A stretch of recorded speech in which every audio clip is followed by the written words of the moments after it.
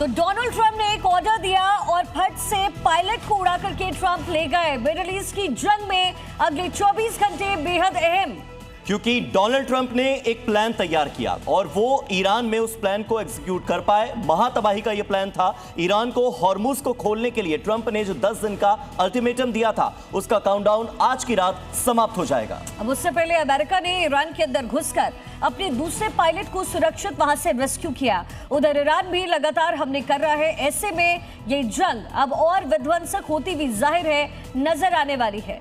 इसी बीच बड़ी खबर है, अमेरिका ने दूसरे पायलट को रेस्क्यू किया है। बिल्कुल, और ईरान में फंसे हुए पायलट को अमेरिका ने बचा लिया है। पहले एक पायलट के रेस्क्यू की खबर थी, अब अपडेट यह है कि दुर्गम पहाड़ी इलाकों से दूसरे पायलट को, जो कि वेपन सिस्टम ऑफिसर था, उससे भी रेस्क्यू कर लिया गया है सफलतापूर्वक। दुर्गम पहाड़ी का इलाका, क्योंकि 90% इलाका ईरान का पहाड़ी क्षेत्र से घिरा हुआ है। ऐसे में बड़ी डिफिकल्ट सिचुएशन होती है। लेकिन जरा सोचिए, डोनाल्ड ट्रंप ने इस बार जो कहा है वो उन्होंने किया। डोनाल्ड ट्रंप ने महज 2 दिन के अंदर अंदर उस पायलट को रेस्क्यू किया है। सफल रेस्क्यू ऑपरेशन पर डोनाल्ड ट्रंप ने बड़ा स्टेटमेंट दिया। हमने उसे बचा लिया है, डोनाल्ड ट्रंप ने कहा। तो डोनाल्ड ट्रंप ने सोशल मीडिया प्लेटफॉर्म पर पोस्ट करके लिखा है कि हमारी सेना ने बहुत ही शानदार काम किया है, पायलट को सुरक्षित अमेरिकी सेना ने बचा लिया है। बहादुर क्रू मेंबर्स के लिए हमारा यह ऑपरेशन था।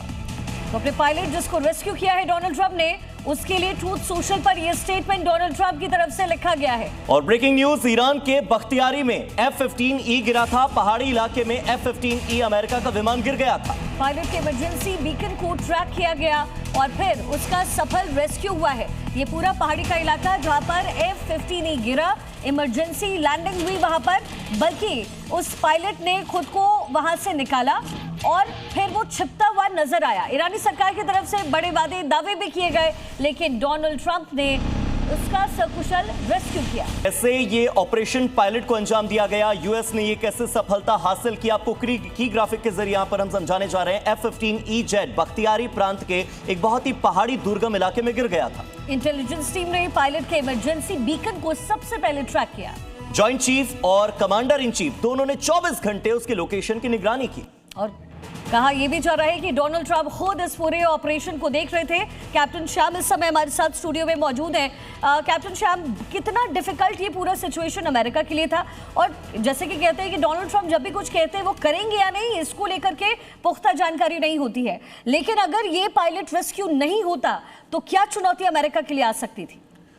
शिखा जी, बहुत बहुत बधाई CIA को, बहुत बधाई सेंटकॉम के चीफ को, एडमिरल कूपर जो एक नेवल ऑफिसर हैं, बहुत बधाई उनके स्पेस के जो चीफ हैं, बहुत बधाई उनके जो मरीन फोर्सेस के जो चीफ हैं, बहुत बधाई जो उनके स्पेशल ऑपरेशन के चीफ हैं। ये 4 लोग हैं जो इस लड़ाई को पूरी तरह से लड़ रहे हैं। साथ में एयरफोर्स और AI का भी इंटीग्रेशन है। 6 लोग इस लड़ाई को लड़ रहे हैं और commander in chief of course Trump हैं। और ट्रंप डायलेमा, सरप्राइज, डिसेप्शन में विश्वास करते हैं। जब उन्होंने कहा कि युद्ध है, पायलट को रेस्क्यू कर लेंगे, तो कल उन्होंने बिल्कुल सही कहा था। और कॉम्बैट सर्च एंड रेस्क्यू की एक्सपीरियंस के साथ मैं आपको कहना चाहता हूं कि ऐसे ऑपरेशंस में माहिर है अमेरिका। सील्स जो उनके हैं, जो एयर, लैंड, सी तीनों से ऑपरेट करते हैं, और जिनकी ट्रेनिंग हमारी मरीन कमांडोज और हमारे स्पेशल टीम भी करती है। खासकर सील्स के साथ मरीन कमांडो इंडियन नेवी का पूरा इंटीग्रेशन है। और उसके एक्सपीरियंस के साथ मैं आपको बता रहा हूं कि 100 से ज्यादा कमांडोज का लास्ट मोमेंट हॉट इंसर्शन किया गया था